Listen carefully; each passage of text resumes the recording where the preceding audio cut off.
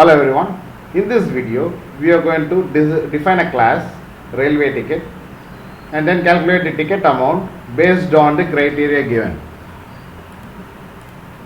So this is a question which is given. Define a class railway ticket with the following description. So you are given some data members, string name, string codes, long MOB number, INT amount, INT total amount.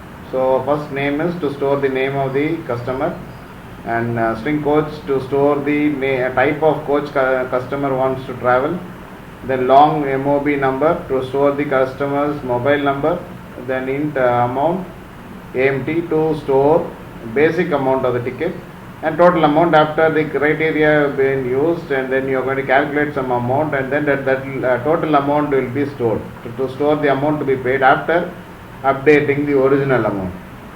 So these are the data members going to be defined, and we have got some member methods also to be defined. So first one is void accept to take input for name, coach mobile number and amount. So these are the four input you are going to take it from the user, and then you are going to use an update method to update the amount, as per the coach selected. So if the coach number, that is string coach, whatever input you give, the input according to the criteria, you are going to increase the amount, that is update the amount. So extra amount to be added in the amount as follows, that is if the type of coach is first class AC, and then amount to be added is 700. If the type of coach is second AC, the amount to be added is updated is 500. And then third AC means you have to update it 250, and then if it is sleeper you don't have to update, it will be the original amount. Then finally you are going to display using a display method, display all the details of the customer such as name, coach, total amount and mobile number on the screen.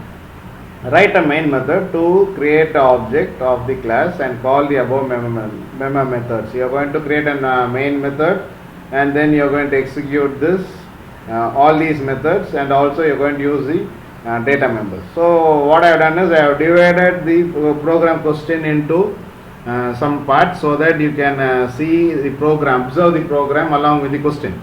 Now how to declare the data members. So you can see it is straightforward, everything is given in the question itself. So you can see string name and string coach. So I have declared two variables, string name and coach, and then one variable, one data type is long, so I have to declare separately long MOB number, and then you got two more variables, that is INT amount and then total amount. So these are the declaration part which has been done. So you have declared the data members which is just below the class, above all the methods. Then you are going to start with accept method. So in accept method what you have to take is input the name, coach, mobile number and amount. That means you are going to get 4 inputs from the user. So for getting the input you need to use scanner class object. So you are declaring scanner is equal to new scanner, then system.in, that is the keyboard. From keyboard you are going to take the input as tokens. So first token is enter the customer number. So it is a string, so you are using ac.next, and the token is taken as string and it will be stored in name. Then second input is coach. That is also a string, so you are using sc.next and that will be stored in coach again, coach. And then enter the mobile number which is long, so you are using next long, and then the token is taken as long and will be stored in MOB number. And final input is enter the ticket amount. So that will be an integer value that will be stored under the variable AMT. Now next is update. So the criteria is given. So since you got criteria, you have to check it with if statement. So if you are using a string, you are going to compare the string value, so you cannot directly use equal to sign, equality operator. You have to use string methods, that is equals. So what you have to do is if coach dot equals, so coach is the variable which stores the type of coach, and then if it is equal to first AC, that is a condition given here, you can see that in the question, type of coach is first underscore AC. That same input has to be given in the terminal window. So if it is first AC, then you have to add 700. You can see 700 has been the updation that should be done in the total amount. So amount plus 700, that will be stored in total amount. And then if the condition is false, it has to go to the next condition. If else if coach dot equals within double quote second AC. If the input what you got for coach is second AC, then you have to add 500 to the amount and then store it in total amount. If both the conditions are true, it go to the third condition, that is coach dot equals third AC. If the input is third AC, then you have to add 250 to the amount and then it will be stored in total amount. Then finally, if it is sleeper, that means you are not going to update. You can see it is none. So you are directly storing the amount into the total amount. So the total amount should not be empty. So you are storing the same amount to the total amount. Then finally you are going to display the output. So first thing is you have to display all the details of customer such as name, coach, and then total amount and mobile number. That is, you got 4 output statement. So since it is a ticket detail, I have just put an heading ticket details. So I use /T's so that this heading will be moved towards its right and it will be in the center. Okay, almost in the center.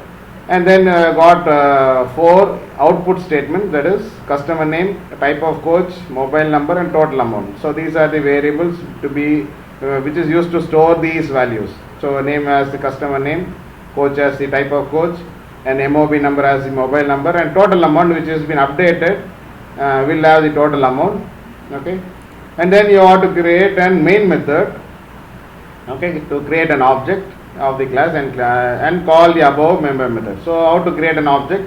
You have to use the class name railway ticket, then object name, then equal to new operator, which is used to instantiate the object, that is store the memory location with the data members. So how many ever data members you have, it will allot space for that in the memory. And then railway ticket is the constructor names. Here in this program we never used any constructor, but by default it will store default values to the data members. And then after creating the object, you are going to call these 3 one by one using the object, that is ob.accept, it will accept the values, and then ob.update, it will update the amount, and then it will be stored in total amount, and then finally ob.display will display the ticket amount, that is ticket details. So this is the output screen, terminal window. So first thing is you are going to enter the customer name, and then you can see enter the coach, you got first class AC here, and then enter the mobile number. I have given some values, so 10-digit number, and so since it is long, I use 10-digit number, and then enter the ticket amount. So I have just given one is approximate amount. Okay, now this amount will be updated with the first class AC criteria. That means it will be added to 700, and the amount will be updated, and will have the total amount be displayed as the ticket details. Okay, you got one more example.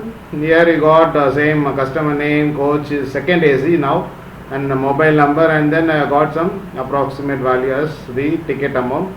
Now since it is second AC, it will be updated with 500, and it will display the details. So ticket details, you can see customer name, type of coach, mobile number and total amount will be displayed one below the other.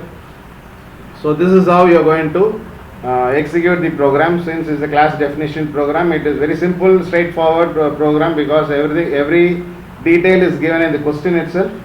Just go through the question, observe it and understand, and then you can solve it very easily. Hope you understood this program. I will meet in the next video. Till then, thank you.